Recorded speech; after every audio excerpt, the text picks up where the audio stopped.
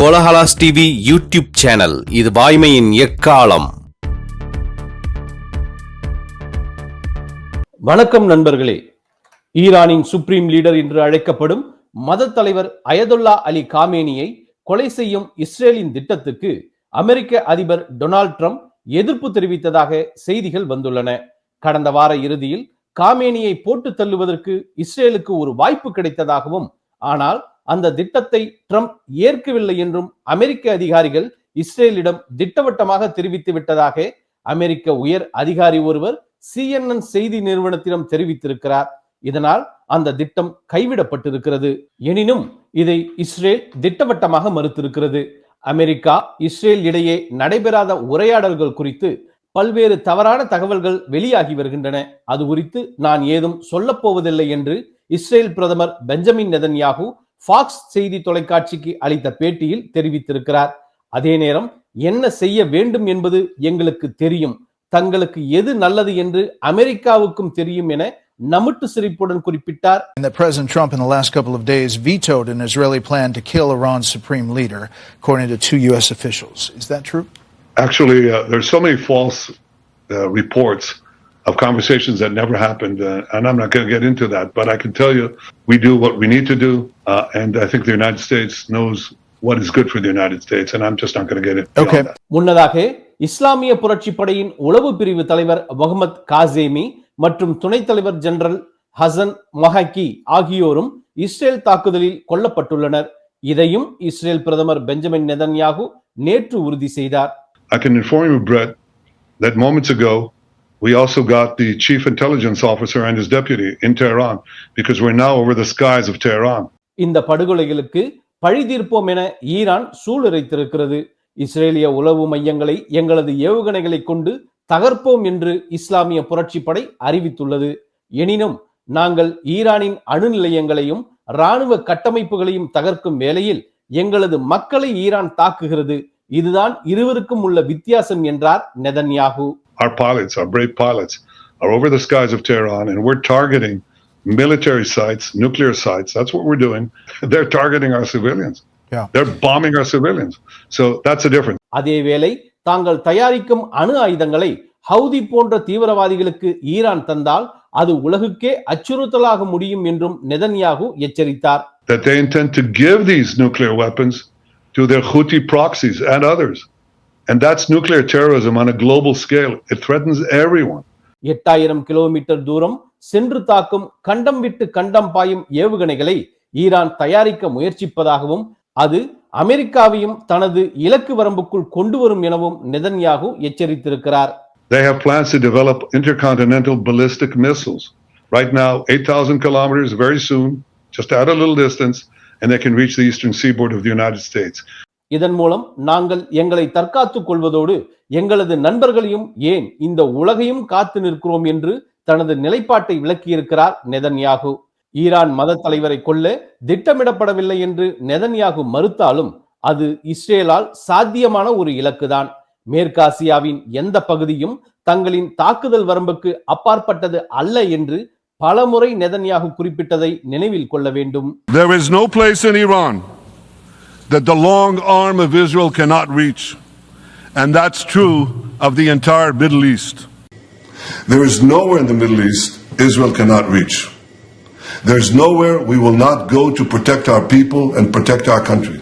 ஆனால் அணு ஆயுதங்களை தயாரிக்கும் நோக்கம் ஈரானுக்கு இல்லை என்றும், அணு ஆயுதங்களை தடுக்கும் எந்த ஒப்பந்தத்துக்கும் ஈரான் தயாராகவே இருப்பதாகவும் ஈரான் வெளியுறவு அமைச்சர் அப்பாஸ் அராக்சி தெரிவித்திருக்கிறார். அதே நேரம் ஈரானின் அணுசக்தி உரிமைகளை மறுப்பதே ஒப்பந்தத்தின் நோக்கம் என்றால் அதை ஈரான் ஏற்காது என்றும் அவர் திட்டவட்டமாக தெரிவித்தார். عدم برخورداری ایران از سلاح هسته‌ای باشه آمادگی داریم، ولی اگر این باشد که ایران رو از حقوق هسته‌ای خودش محروم بکنه طبیعی هست که برای چنین توافقی آمادگی نداریم. ஈரான் மீதான இஸ்ரேலின் வான் தாக்குதலுக்கு அமெரிக்கா உதவியது தங்களுக்கு தெரியும் என்றும் அதற்கு போதுமான ஆதாரங்கள் இருப்பதாகவும் அராக்சி குறிப்பிட்டிருக்கிறார். تجاوز رژیم اسرائیل به جمهوری اسلامی ایران هرگز بدون توافق و حمایت آمریکا نمیتونسته اتفاق بیفته. ما مدارک அடிப்படையில் இந்த போரை தாங்கள் விரும்பவில்லை என்றும் அணுத்திட்டம் தொடர்பான விவகாரத்தில் தாங்கள் பேச்சுவார்த்தையில்தான் ஈடுபட்டு வந்ததாகவும் அராக்சி கோடிட்டு காட்டியிருக்கிறார். ما اصولا خواهان این جنگ نبودیم. ما مشغول اجرای دیپلماسی در خصوص برنامه هسته خودمون بودیم. இஸ்ரேலிய தாக்குதல் நிறுத்தப்பட்டால் பேச்சுவார்த்தைக்கான கதவுகள் திறக்கும் என்று ஈரான் வெளியுறவு அமைச்சர் தெரிவித்திருக்கிறார். தாக்குதலை நிறுத்தினால்தான் பேச்சு என்றும் பேச்சுவார்த்தைக்கு தயார் என்றும் கூறுவதன் மூலம் ஈரான் இறங்கி வந்திருப்பது தெரிகிறது. இதைத்தான் முன்பே குறிப்பிட்டிருந்தார் கோலாகல ஸ்ரீனிவாஸ்.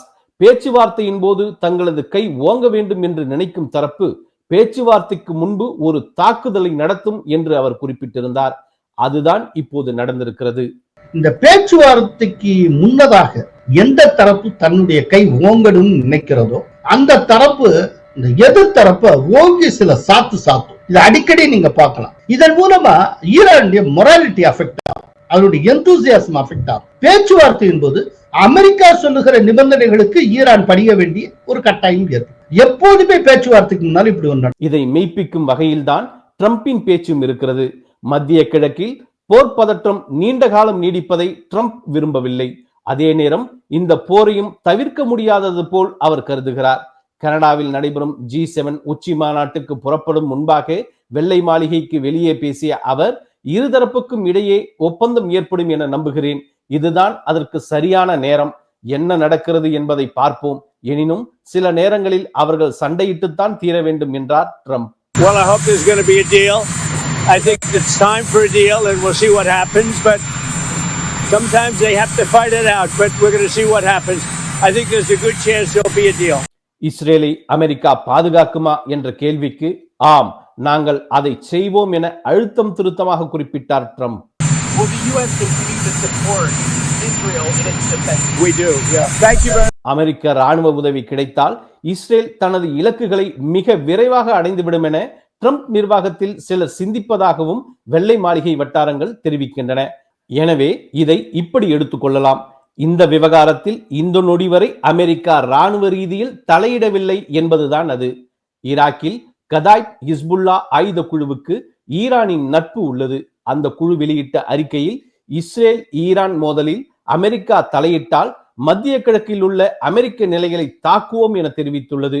இதற்கிடையே ஈராக்கில் உள்ள அமெரிக்க தூதரகம் அருகே 2 ட்ரோன்கள் வெடித்து சிதறும் வீடியோ சமூக வலைதளங்களில் வெளியாகி இருக்கிறது. தூதரகத்தை தாக்க வந்த இந்த ட்ரோன்களை அமெரிக்க படைகள் சுட்டு வீழ்த்தியதாக கூறப்படுகிறது. மத்திய கிழக்கில் உள்ள அமெரிக்க நிலைகள் மீது கை வைத்தால் மொத்த பலத்தையும் இறக்கி பதிலடி தருவோம் என ட்ரம்ப் நேற்று எச்சரித்திருந்த நிலையில் இந்த சம்பவம் நடந்திருக்கிறது. முன்னதாக 3வது நாளாக நேற்று இரு நாடுகளும் சரமாரியாக ஏவுகணைகளை வீசி தாக்கிக் கொண்டன. மத்திய ஈரான் பகுதியில் உள்ள இலக்குகளை குறிவைத்து இஸ்ரேல் தரையிலிருந்து தரை இலக்குகளை தாக்கும் ஏவுகணைகளை வீசியது. டெஹ்ரானில் உள்ள ராணுவ இலக்குகளை இஸ்ரேல் விமானப்படை தரைமட்டமாக்கி விட்டதாக இஸ்ரேல் ராணுவம் அறிவித்திருக்கிறது. டெஹ்ரானில் உள்ள வெளியுறவு அமைச்சக கட்டிடமும் தாக்கப்பட்டதாக ஈரானின் வெளியுறவு துணை அமைச்சர் சையத் காட்டிஷதக் தெரிவித்தார். ஈரானின் ஆயுத தயாரிப்பு நிலையங்கள் மீது இஸ்ரேலிய ராணுவம் பெரிய அளவில் தாக்குதல் நடத்தியிருக்கிறது. ஏவுகணை உற்பத்தி நிலையங்கள், ஏவுகணைகளுக்கான எரிபொருள் தயாரிப்பு நிலையம், ஏவுகணைகளுக்கான மின்னணு சாதனங்கள் உற்பத்தி செய்யும் நிலையங்கள், அணுதிட்டத்துடன் தொடர்புள்ள இடங்கள் இதில் அடங்கும். இஸ்ரேல் தாக்குதலில் இஸ்லாமிய புரட்சிப்படையின் குவாட்ஸ் பிரிவுக்கு சொந்தமான கட்டிடங்கள் தரைமட்டமாயின. இதுவரை இஸ்ரேல் நடத்தியுள்ள தாக்குதல்களில் 408 ஈரானியர்கள் உயிரிழந்திருப்பதாகவும் 654 பேர் காயமடைந்திருப்பதாகவும் ஹியூமன் ரைட்ஸ் ஆக்டிவிஸ்ட் அமைப்பு தெரிவித்திருக்கிறது. ஈரான் தலைநகர் டெஹ்ரானில் உள்ள டெஹ்ரான் ஃபார்ஸ், நியாவரன், வலியே அசர் சதுக், வலியே அசர் சதுக்கம், நிரு ஹவாய் உள்ளிட்ட பகுதிகளில் வெடிச்சத்தங்கள் கேட்டன. நிரு ஹவாயில் தான் ஈரானின் விமானப்படை தலைமையகம் உள்ளது என்பது குறிப்பிடத்தக்கது. அதே நேரம் இஸ்ரேலின் வான் பாதுகாப்பு அரணை ஈரான் நேற்று தகர்த்தது. இஸ்ரேலின் நெடுந்தொலைவில் உள்ள பகுதிகளையும் ஈரான் ஏவுகணைகள் தாக்கின. இதன் தொடர்ச்சியாக இன்று காலை ஈரான் தனது ஏவுகணை தாக்குதலை தீவிரப்படுத்தி இருக்கிறது. இந்த தாக்குதலில் பல கட்டிடங்கள் சேதமடைந்தன. இதையடுத்து டெல் அவீவ், ஜெருசலேம் நகரங்களுக்கு ரெட் அலர்ட் எச்சரிக்கை விடுக்கப்பட்டது. அடுக்குமாடி குடியிருப்புகள் மீது ஈரான் நடத்திய தாக்குதலில் 2 சிறுவர்கள் உட்பட 7 பேர் உயிரிழந்தனர்.